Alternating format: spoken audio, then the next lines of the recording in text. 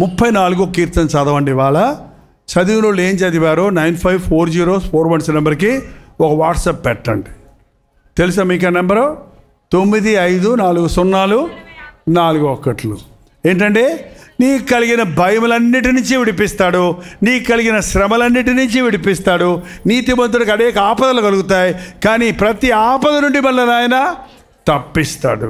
సింహపు పిల్లలు ఏమి కలిగి ఆకలిగా ఉంటాయి, కానీ ఆయన ఆశ్రయించిన వారికి ఏమేలో అడగండి. దేవా, ఈ వాగ్దానం ఇచ్చావు కదా, నా భయాలన్నీ తీసేయ్యా, నా శ్రమలన్నిటి నుండి విడిపించయ్యా, నా కన్నీరు తుడువయ్యా, నా బాధలన్నిటించి నాకు విడుదల దయచేయి, నాకు కలిగే ఆపదలో నుంచి నాకు విడుదల దయచేయమని మీరు ప్రార్థన చేస్తే ఏ హాని మీకు కలగకుండా ప్రభువు మిమ్మల్ని విడిపిస్తాడు.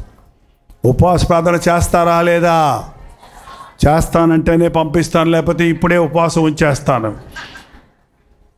తెల్లారి దాకా మిమ్మల్ని పంపకుండా ఉంటే ఒక పూట ఉపవాసం ఉన్నట్టే. ఏంటండి, చేస్తారా? వారానికి ఒకసారి అంతే. ఆ కాసేపు అన్నం సంగతి మర్చిపోండి, ఆ కాసేపు భోజన సంగతి వదిలిపెట్టేయండి. ఏంటండి, కానీ మీరు ఉపవాసం ఉన్నట్టుగా పాస్టర్ గారికి చూపించక్కర్లేదు. ఎవరికి? ఏంటక్క అలా ఉపవాసం? మనుషులు కనబడాలని ఉపవాసం ఉంటారంట. మనుషులు కనబడతాం కాదు, మనం ఎవరికి కనబడాలి? మత్తయి సువార్తలో ఏమన్నాడు? మీరు ఉపవాసం ఉండినప్పుడు మీ ముఖమును దుఃఖముఖముగా చేసుకోకండి, మీరు తలస్నానం చేసి చదవటం తెలీదా? చూడండి, 6:16 చూడండి. మీరు ఉపవాసం చేయనప్పుడు దుఃఖముఖులై ఉండకుడి, తాము ఉపవాసము చేయుచున్నామని మనుషులకు కనబడవలనని వారు ఉపవాసములు చేసేదారు. వారి ముఖాలు వికారంగా పెట్టుకుంటారు, 7 భాగాలు పెట్టుకుంటారు. వారికి ఏం ప్రయోజనం లేదు. 17వ వచనం, మీరు ఉపవాసం చేయనప్పుడు మనుషులు కనబడవలని కాక రహస్యమందు నీ తండ్రికి కనబడవలని నీ ఉపవాసము చేయనప్పుడు నీ తల అంటుకొని నీ ముఖం కడుక్కొని అప్పుడు రహస్యమందు చూచున్న నీ తండ్రిని నీకు ప్రతిఫలము.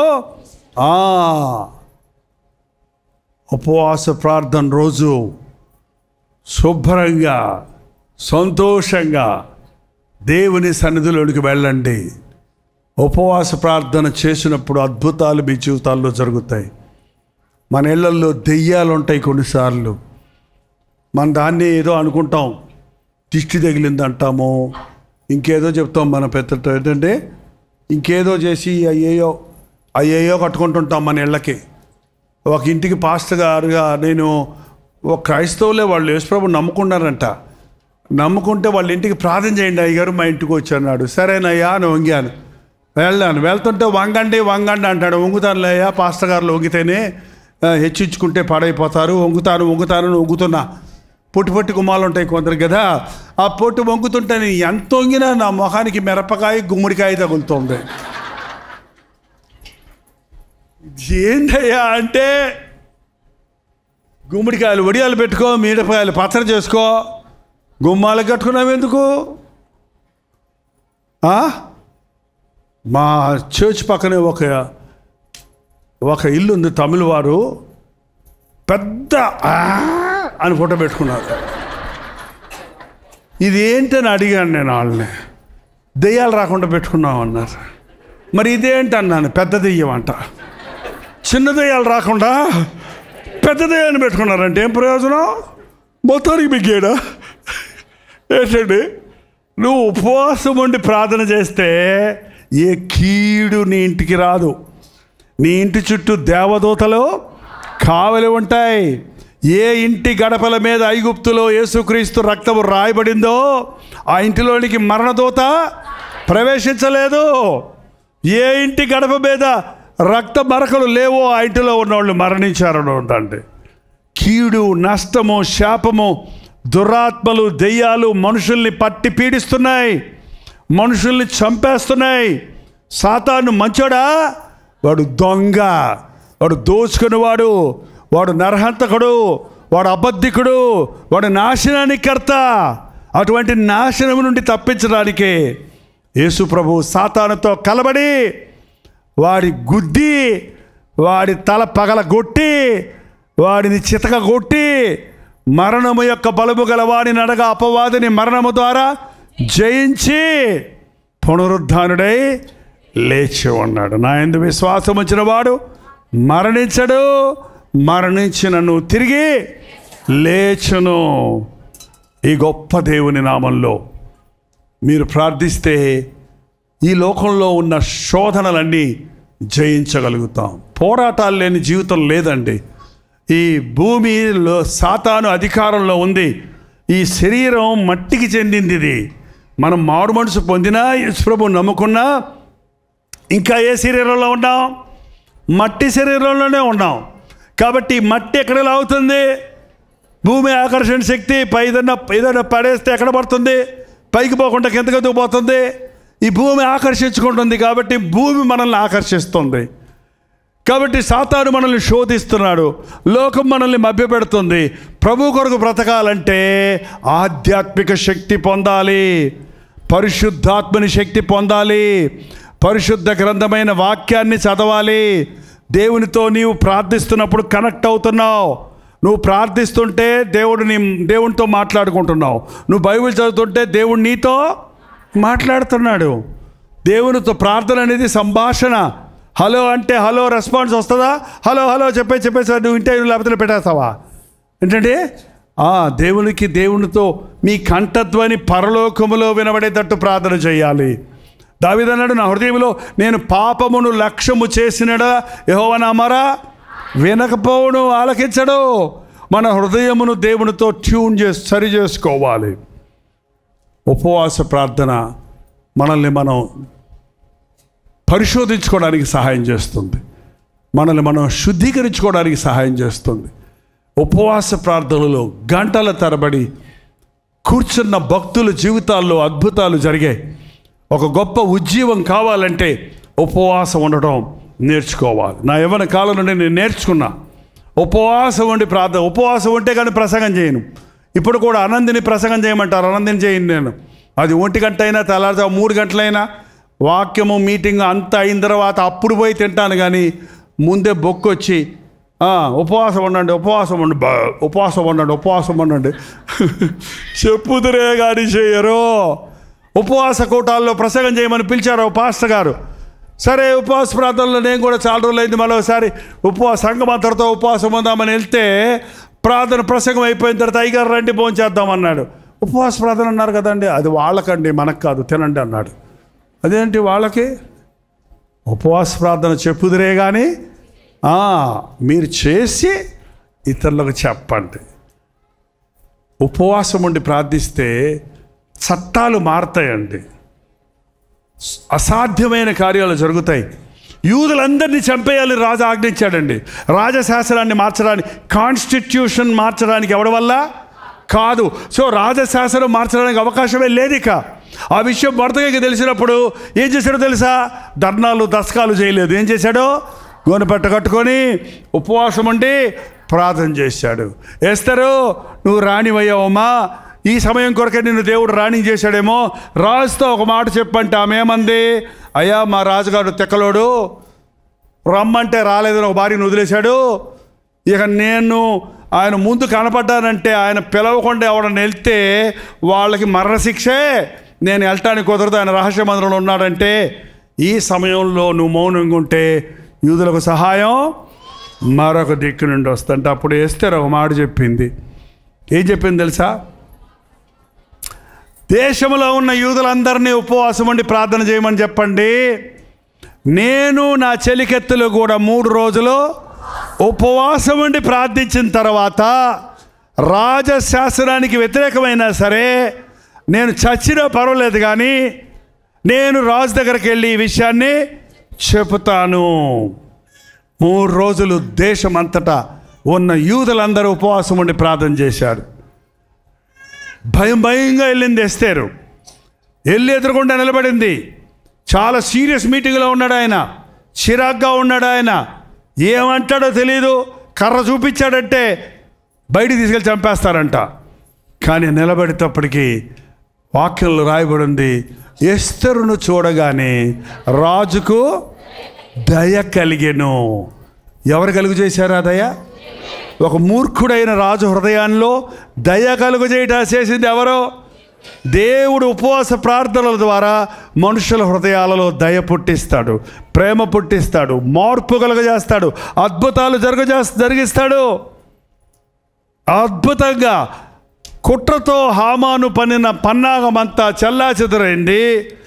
ఏ కంబం మీద మొర్దెకైను ఉరితీద్దామనుకున్నాడో అదే ఉరి కంబం మీద హామాను ఉరితీయబడ్డాడు. అసాధ్యాలు సుసాధ్యాలు అవుతాయి. చాలామంది వాళ్ళు రోధిస్తున్నారండి. భర్త చేత అన్యాయం చేయబడిన భార్యలు ఉన్నారు. ఆరిదేరిపోయిన కొంతమంది భార్యలు భర్త మీద కేసులు పెట్టి, ఇవాళ పొద్దున కూడా చెప్పారండి, నా కోడలు మా మీద కేసు పెట్టిందండి, నా కొడుకును నా మీద, నా కుమార్తె మీద, నా భార్య మీద 5 సంవత్సరాల నుంచి కోర్టులో పడి తిరుగుతున్నామండి. అయ్యే అన్యాయమైన కోర్టులు పెట్టింది. కోర్టు ఇప్పటికి 5 లక్షల పైన ఖర్చు పెట్టామండి. నా భార్య మా కోడలు కేసు పెట్టిందండి, 50 లక్షలు ఇస్తే కానీ నేను వాపస్ తీసుకొని అంటుందండి. మా దగ్గర 1 లక్ష కూడా లేదు, ఎక్కడ రమ్మంటారు? ఏంటండి ఇది అన్యాయం? ఏంటండి అన్యాయం? యవ్వన కాలంలో విడిచిపెట్టబడిన భార్యలు, కేసులు పెట్టే భార్యలు పిచ్చి పెరిగిపోతున్నారు ఈ దినాల్లో. కోర్టులు మనకు న్యాయం చేయవు, మళ్ళీరా మళ్ళీరా మళ్ళీరా మళ్ళీరా అని చెబుతుంటాయి. చివరికి అన్యాయమే దొరుకుతుంది అనేక సార్లు. నువ్వు న్యాయాధిపతి ఎవరండి? మన న్యాయాధిపతి. నాకు మొరపెట్టు, నేను నీకు ఉత్తరం ఇస్తా. మా నాన్న అన్ని బాధలు పెట్టినా మా అమ్మ కేసు పెట్టలేదు, ఇల్లు వదిలిపెట్టి మా ఇంటికి పోతాను అనలేదు. ఒక్కసారి తట్టుకోలేక ఆయన బాధను వచ్చేసిందంట కాపువరం. మా తాతగారు గుమ్మంలో ఉండి, ఏంటమ్మా వచ్చావు, అల్లుడు గారు ఏరి అని అడిగాడంట.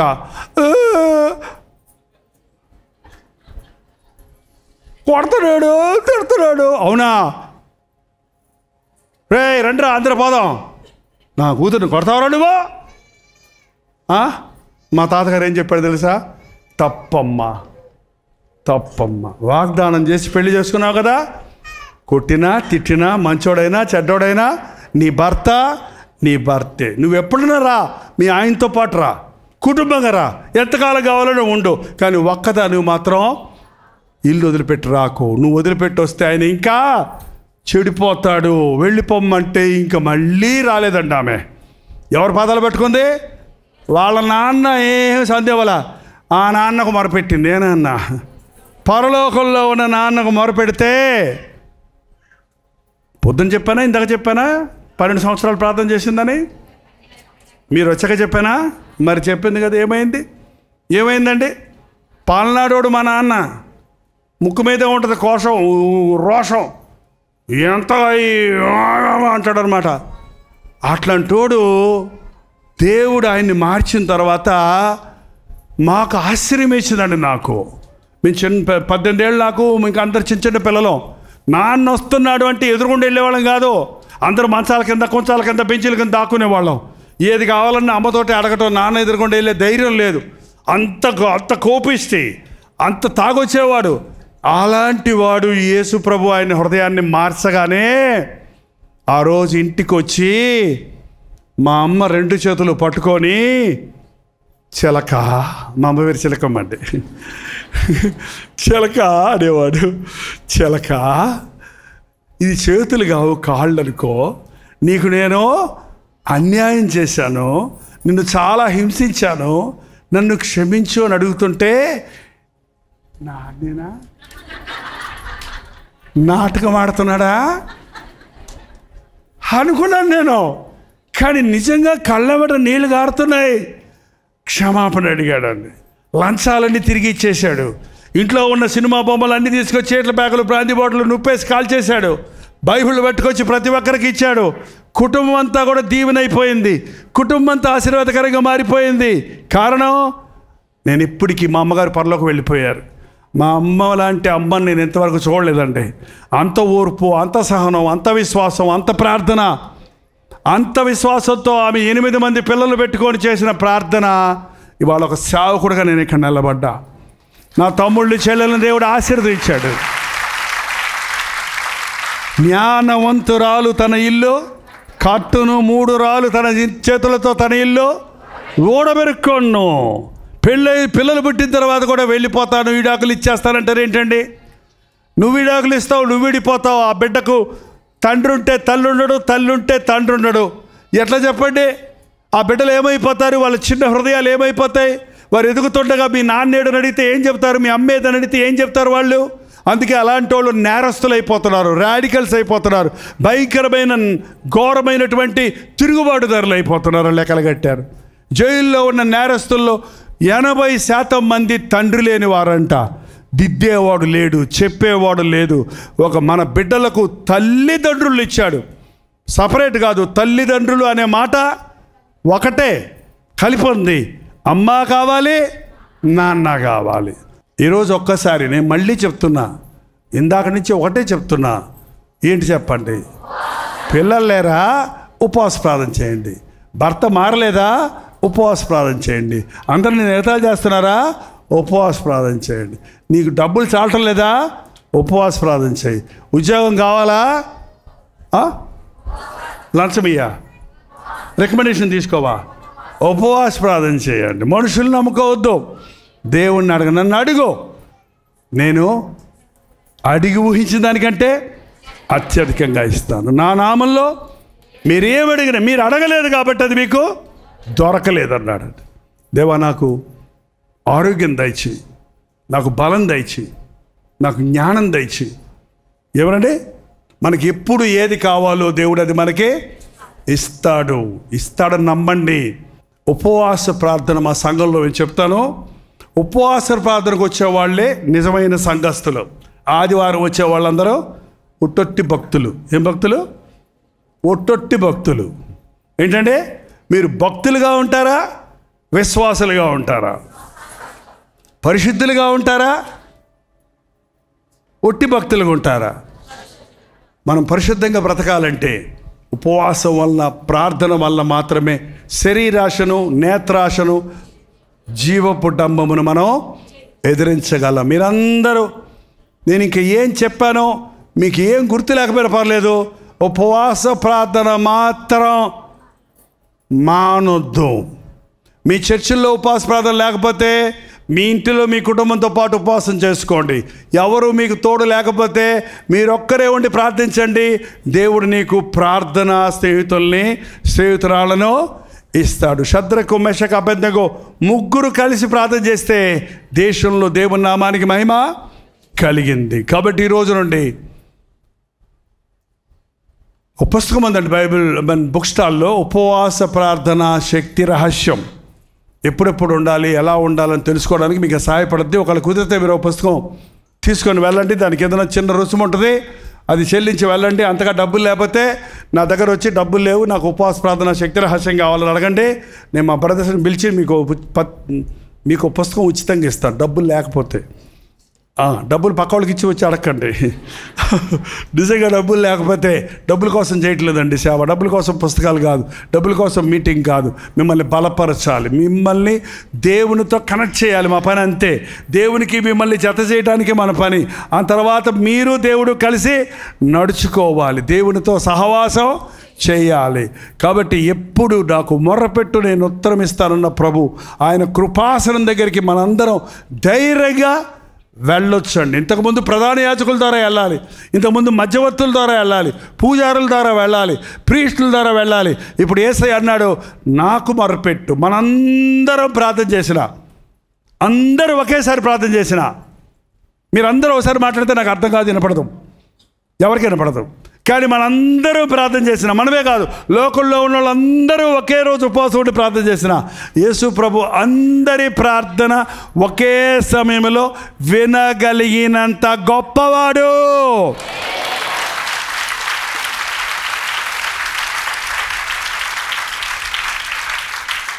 కొన్ని టెలిఫోన్స్కి 6 లైన్స్ 16 లైన్స్ అంటారు చూడండి. కోట్ల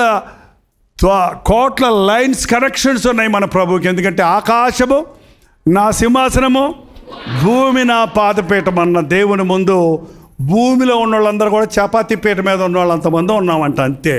మనం ఏందో ఎక్కువ అనుకుంటున్నాం. ఆయన దృష్టికి మనం ఎట్లున్నాం? కొంచెం మంది అంతే.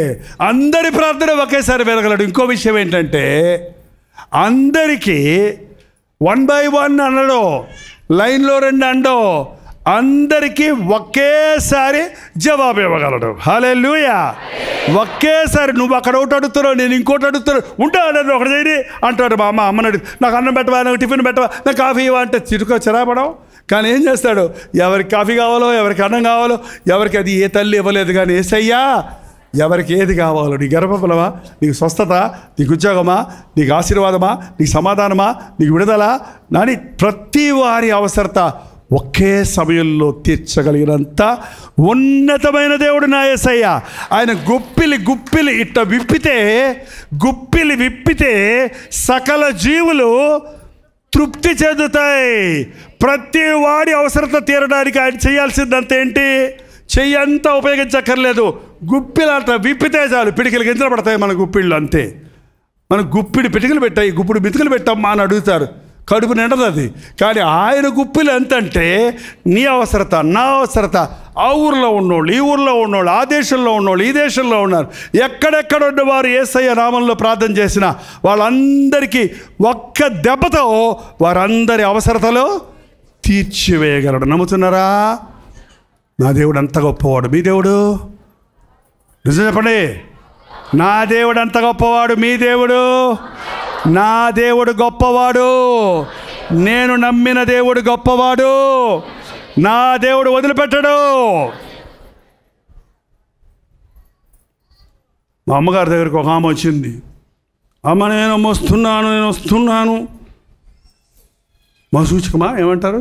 చికెన్ పాక్స్ ఏమంటారు మీరు? అమ్మవారు వచ్చారంటారా? వచ్చేస్తున్నాను, పిల్లల తల్లివి, కాస్త పసుపు కుంకుమ పట్టుకురా అమ్మ, నేను పోతాను అందంట. మేము యేసుప్రభుని నమ్ముకున్నామండి, నేను నా దగ్గర లేవు అంటే, లేదు తల్లా నేను చెప్తున్నాను మీరు, నీ మంచి కొరకు చెప్తున్నాను నేను అని గంటలు ప్రొడదంటే నేను నా దగ్గర లేదంటే, సరే కుంకుమ లేకపోతే పసుపు అన్న తీసుకురా అందంట. పసుపు ఏమను, కుంకుమ ఏమను, ఏమేమను, యేసయ్య ఉన్నాడు పో అందంట. ఆమె చెప్పి సరేలే అమ్మ, యేసయ్య ఎవరు? మా అన్నయ్య కదా, వస్తా. యేసయ్య ఎవరు? మా అన్నయ్యే కదా అని వెళ్ళిపోయిందటండి. ఆమె చెప్పినట్టుగానే ఆ కాలనీలో అందరికీ వచ్చింది చికెన్ పాక్స్. అందరి పిల్లలు ఆ యొక్క మా చికెన్ పాక్స్తో బాధపడ్డారు. మా ఇంట్లో మాత్రం ఎవరికి రాలా. ఏంటమ్మా నాకే ఇచ్చావు, నీకు పెట్టానా అంటే, పెట్టే వాళ్ళ దగ్గరికే వస్తాను కానీ పోమనే వాళ్ళ దగ్గర నేను ఎందుకు వస్తాను అందంట. పెట్టే వాళ్ళ దగ్గరికే భయపడుట వలన ఉరి వచ్చును. నీ దేవుడు గొప్పవాడండి. ఎవడైనా నీ దేవుడి దగ్గర రావాల్సిన వాళ్ళే. ఇందులో వాదించలు పెట్టుకోవద్దు. నువ్వు నమ్మిన దేవుడిని రోడ్డు మీద చెప్పుకోవాల్సిన అవసరం లేదు. నీ బతుకులో చూపించాలి. నీ దేవుడు గొప్పవాడని నీ జీవితంలో, నీవు చేసే పనుల్లో, నీ మాటల్లో, నీ ప్రవర్తనలో, నీ ప్రేమలో, నీ క్షమాపణలో నీ చుట్టూన్న వారు చూసి నీ దేవుడు నాకు కూడా కావాలని అడుగుతారు. హల్లెలూయా. ఉపవాస ప్రార్థన చేస్తారా లేదా? బ్రదర్స్ చెప్పండి, చేస్తారా లేదా? దేవుడు మీకు సహాయము చేయనుగాక. పొరపాటున ఒకరోజు తినేశారనుకోండి, ఏం చేస్తారు అప్పుడు? ఇంకో రోజు ఉండండి. మంచి సమాధానం నీ దగ్గర ఉందబ్బా. ఒకరోజు ఒకటైతే ఇదితో వ్రతం భ్రష్టమైపోయిందని మొత్తానికి మానేయాల్సిన అవసరం లేదు. కింద పడిపోయామనుకోండి, ఏం చేస్తాం? లేస్తామా? అక్కడే ఉంటామా? పడిపోయానండి అప్పటి నుంచి చర్చికి వెళ్తాం లేదంటారు కొంతమంది. పడిపోతే లేయ్యా. ఎప్పుడు లేస్తారు? ఇవాళ పడిపోయినాడు 6 నెలల తర్వాత లేస్తాడా? ఎప్పుడు లేస్తాడు చెప్పండి? కాలు ఇరిగిపోయినా సరే పడ్డవాడు వెంటనే లేచి నిలబడతాడు. అది దేవుడు ఆటోమేటిక్గా మనలో పెట్టాడు ఆ శక్తి. భక్తి జీవితంలో కూడా అంతే. పొరపాటున తప్పు చేస్తే దేవునికి దూరం అవ్వద్దు. లేపేవాడు మన ప్రభువు కనుక ప్రభువాని కేక వేస్తే దేవుడు అద్భుతాలు చేస్తాడు. ఈ రోజు నుంచి మీ అందరి జీవితములలో ఆశీర్వాదములు ఉండునుగాక. సాతానుకు మీరు భయపడక మీరు సైతానును భయపెడుదురుగాక. కీడు మీ ఇంటి గడపలకు తొక్కకుండా దేవుని అగ్ని మీ ఇంటి గుమ్మములలో ఉండునుగాక. క్రీస్తు రక్తముతో మీరు శుద్ధీకరించబడుదురుగాక. ఉపవాసం వలన, ప్రార్థన వలన అద్భుతమైన కార్యాలు, అసాధ్యమైన కార్యాలు మీ జీవితాలలో, మీ కుటుంబాలలో కలుగునుగాక.